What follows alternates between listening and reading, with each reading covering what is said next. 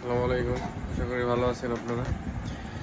আজকে একটা ওষুধ নিয়ে আলোচনা করবো, সেটা হলো লরফাস্ট, যেটার জেনেরিক হলো লোরাটাইডিন, জাস্ট 10 মিলিগ্রাম।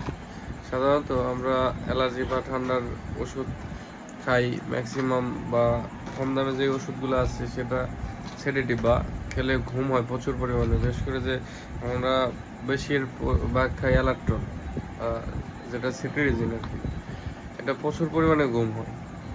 আর এর থেকে যেগুলো একটু দামি আছে, যেরকম ফেক্সোফেনাডিন, বিলাস্টিন, এগুলা খেলে ঘুম একটু কম হয়, কিন্তু একটু দাম বেশি। এখন সকলে তো আসলে দামি ওষুধ বহন করতে পারেন না, অনেকের প্রয়োজন একটু কম দামি ওষুধ, আবার ঘুম কম হবে।